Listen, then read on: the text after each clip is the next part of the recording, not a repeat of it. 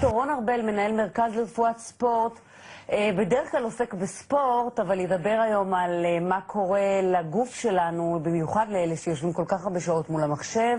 דוקטור רון ארבל, שלום. יש הרבה שמגיעים, שיושבים הרבה שעות ביום מול מחשב, וכפי שנושא התוכנית, זה צובר נזקים.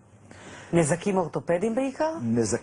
אני מדבר על נזקים אורתופדיים, אני מתאר יש גם נזקים נפשיים כמובן, נכון. אבל זה בתוכנית אחרת. אני מתאר לעצמי שגם יש נזקים בין אישיים שיושבים כל הזמן מול האימיילים ולא מדברים מהאישה וכיוצא באלה, אבל כן, יש לנו מומחה לכל עניין כזה. בדיוק ככה, אני מתפקידי לדבר על הנושא האורתופדי ובוא אתרכז.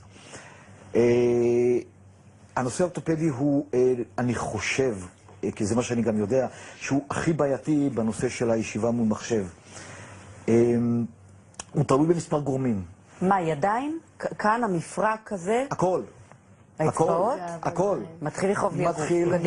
מתחיל מצוואר וגב וידיים וגב תחתון ואגן ורגליים. הכל. למה? כי יושבים ככה? כי יושבים גם ככה וגם יושבים ככה, זה נקרא הישיבת המעוגלת הזאת, וגם יושבים ככה, כי יותר נוח לשבת ככה עם יד אחת ככה ויד אחת בטלפון, וגם יושבים הרבה פעמים ככה עם הראש, שמחזיק את הטלפון וממשיך לתקתק. בעיקר הנזקים הם נובעים מהעבודה המונוטונית שנמשכת הרבה זמן. ואז כשאתה מדבר איתי על נזק אורתופדי, על מה בעצם אתה מדבר? כאבים? קודם כל בוא נזכיר סיבות. לכולם יש סיבה אחת שהיא גנטית, וזה אין לנו מה לעשות. ככה נולדנו, זה מה שיש. אנחנו צריכים למנוע את שני הדברים האחרים, את פקטורים שנקראים פקטורים שבאים מבחוץ, ופקטורים שבאים מבפנים. כלומר, מבחוץ זה הסביבה שלנו.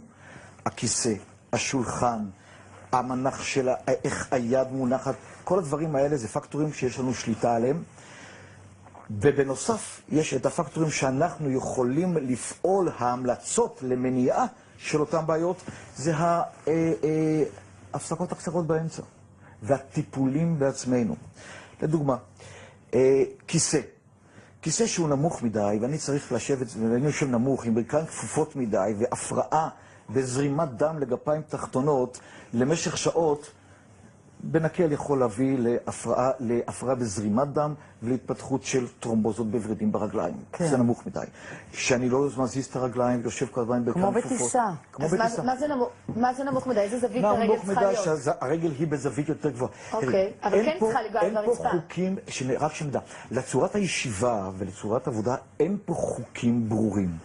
יש דברים שאנחנו צריכים לעשות שנוח לנו לעשות.